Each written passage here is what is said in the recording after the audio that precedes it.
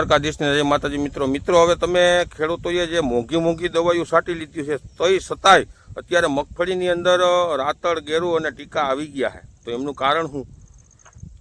જે ખેડૂતોએ જે સામાન્ય દવાના ઉપયોગ કર્યા છે છતાં માંડવી લીલીછમ છે તો એમની પાછળના ઘણા બધા કારણો છે. ખેડૂતોને આપણે ઘણો ટાઈમથી સમજાવીએ છીએ અને છતાં તમારા મગજમાં બસ એક જ વસ્તુ છે, ખાતર અને દવા સિવાય બીજું કાંઈ નહીં કે ભાઈ ખાતર દવા અઢળક નાખો એટલે અઢળક ઉત્પાદન થાય. તો ગયા વર્ષે જે મગફળીના ઉત્પાદન થયા હતા એમાં જે ખેડૂતોએ અઢળક ખર્ચા કર્યા હતા એને જ ઉત્પાદન થયા હતા, નહોતા ખર્ચા કર્યા ને એને પણ એ જ ઉત્પાદન થયા હતા. આ વર્ષે એવું જ છે. આ વર્ષે જેને ખર્ચા કર્યા છે એને એ જ ઉત્પાદન થવાનું છે, નથી કર્યા ને એને એ જ ઉત્પાદન થવાનું છે. ગયા વર્ષ કરતાં આ વર્ષે 50% ઉત્પાદનમાં ઘટાડો આવશે. તો હવે તમે જે મોંઘી દવાઈઓ છાંટ્યું છે ફૂગનાશકમાં, જે બીજી કોઈ પણ દવાઈઓ એવા અનેક વખત વોટર સોલ્યુબલ ખાતરો નાખ્યા છે, ફાલની દવાઈઓ અનેક વખત નાખ્યું છે તમે, તોય છતાંય મને એમ કહો કે તમારે હું ઉત્પાદન એના જે બીજા ખેડૂતોએ નથી કર્યું એનાથી દોઢું થાય નહીં થાય. એવો એક પણ ખેડૂતોનો રિવ્યૂ નથી. મેં ઘણા ખેડૂતો પાસેથી રિવ્યૂ લીધા છે.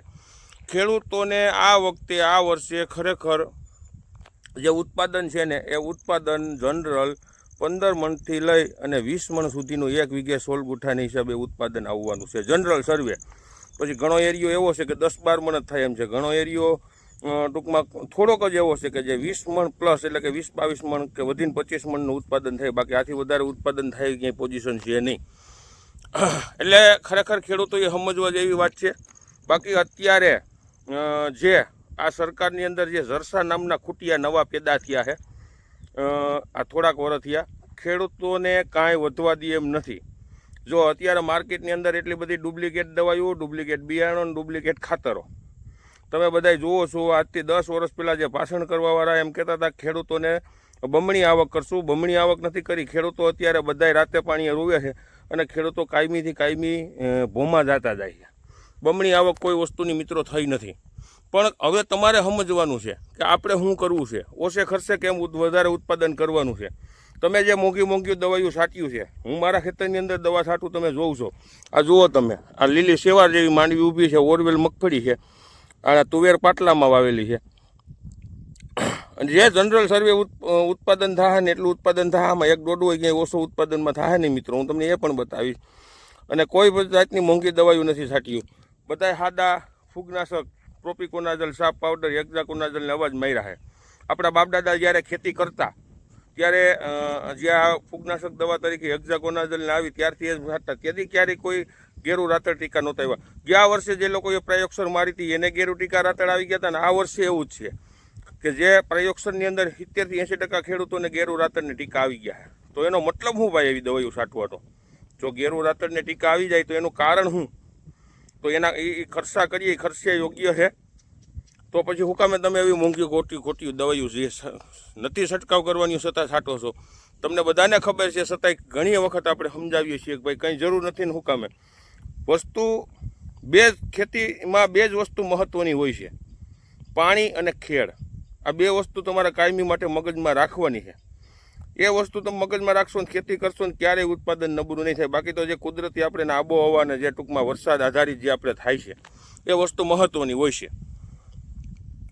તમે સર્વે કરી લ્યો, તમારા બાજુનો ખેતરવાળો હોય અથવા તો બીજો ત્રીજો ખેતરવાળો હોય, એની કેવી દવા છાંટી છે, આપણે કેવી મોંઘી ઘાટ દવાઈઓ છાંટ્યું છે અને એની શું કર્યું છે કે એની સસ્તી દવા છાંટી છે, તો ઉત્પાદનમાં શું કંઈ ફેર આવશે? કાંઈ ફેર નહીં આવે મિત્રો, કાંઈ ફેર પડતો નથી. આ વાત તદ્દન ખોટી છે. તમે ઘણા ખેડૂત મિત્રોને એમ કહું છો કે હવે તમે દવાઈઓ છાંટો છો, અતિ ખાતરો જે નાખો છો, તો તમે 10 વીઘામાં ઉપયોગ કરતા હો તો વીઘો એક મૂકી દો, 9 વીઘાની અંદર કામ બધી કરો, એટલે તમને ખબર પડે કે આના આપણે રૂપિયા નાખીને વળતર આપણે ઝડક નથી જળતું. હવે ખેડૂતોને એક નવી દિશા તરફ વળવાનું છે કે હવે તમે જે શિયાળુ પિત્ત વાવો, શિયાળુ પિત્તની અંદર આપણે શું કરવું છે કે ઓછે ખર્ચે સારું ઉત્પાદન લેવું છે. આપણે અત્યારથી શિયાળુ પિત્ત વિશે જે ખેડૂતોને એક અભિપ્રાય આપવાનું ચાલુ કરી દીધું છે કે આગળ આપણે કેવા પાયાની અંદર ખાતરો નાખવા, અગાઉથી શું ટ્રીટમેન્ટ કરવી, જે આગળના રોગો જે કોઈ પણ પાકની અંદર જે રોગો આવતો હોય એ રોગો ન આવવા દેવા આપણે, અને સારું ઉત્પાદન થાય અને ઓછે ખર્ચે. તો આવું એક ધ્યેય આપણે જે ખેડૂતોએ સંકલ્પ લેવાનો છે કે ભાઈ તમે 10 વીઘા જમીન હોય ને તો હું એમ કહું કે તમે વીઘો એક ખાલી મૂકી દો, તમે 9 વીઘાની અંદર તમે કોઈ પણ નોખતરો કરો, તમને ખબર પડશે કે આપણે રૂપિયા નાખીએ એનું વળતર આપણે ને મિત્રો. વિડીયોમાં નવા મિત્રો હોય તો ચેનલને સબસ્ક્રાઈબ કરજો. વિડીયો સારો લાગે તો બીજા ખેડૂતો સુધી પહોંચાડજો. ખેડૂતોને ક્યાંક ને ક્યાંક ફાયદો થાય એવું કાયમી માટેનો આપણો જે અભિપ્રાય છે. આપણે જે ખેડૂતો પ્રત્યે જે આપણેના એક ખેતી કરતાં જે આપણી પાસે જ્ઞાન છે, જે નોલેજ છે, ખેડૂતોને આપણે આપીએ છીએ અને આપતા રહેશું. બાકી સમય આવશે એટલે જે એવી કંપનીઓ છે કે જેઓ એગ્રોવાળા છે એને બધાને પણ ગોઠણિયા ભેર આપણે કરાવવાના છે. ઘણા બધાને કરાવ્યા છે ને હજી પણ આપણે કરાવશું. સ્ટાન્ડર્ડ કંપની સિવાય આપણે દવાઓ નથી વાપર્યું અને જે જરૂર પડે એ જ વાપરવાની છે. વધારાની કોઈ દવા આપણે વાપરવાની જરૂર નથી. હજી એક દવા વિશેનો વિડીયો હું તમને નિરાંતે ફ્રી થઈને અને બનાવીશ કે તમે જે દવાઓ લેવા જાવ છો એની અંદર ભાવ ફેર હોય એના કારણો શું હોય છે, બજારની અંદર કેવી રીતે ડુપ્લિકેટ દવાઓ બનીને આવે છે. આ બધી વસ્તુની તમને માહિતી આપવી છે મિત્રો. એટલે કહેવાનો મતલબ એવો છે કે પણ હવે આપણે નવી દિશા તરફ વળવાનું છે.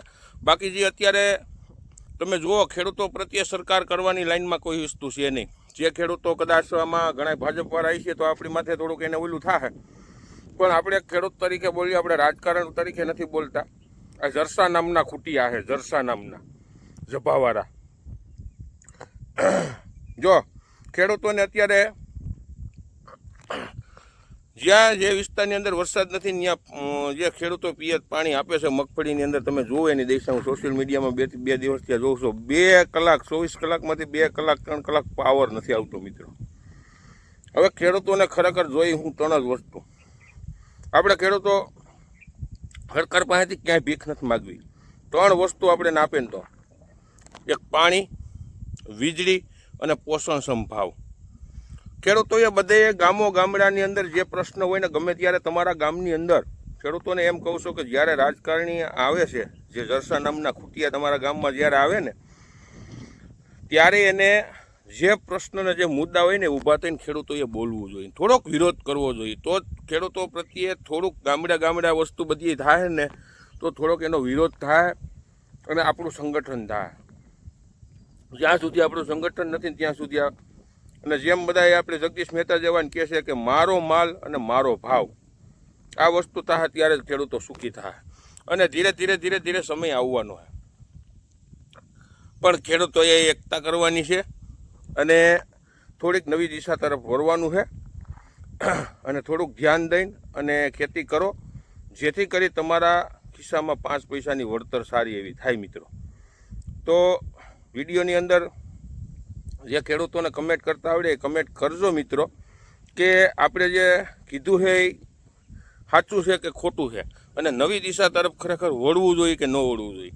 અને જે ખેડૂતોને જે પાક વાવવો છે ને એ કમેન્ટ કરજો. એટલે એ પાક અલગ પાક વિશેના આપણે શિયાળુ પિયત માટેના અલગ ટૂંકમાં બધા વિડીયો બનાવશું કે પાયેથી લઈને અને બિયારણથી લઈને અને ખેતીથી લઈને શું કરવું, જેથી કરી સારું ઉત્પાદન આપણે લઈ શકીએ અને ઓછે ખર્ચે.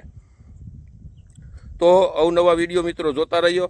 જય જવાન, જય કિસાન.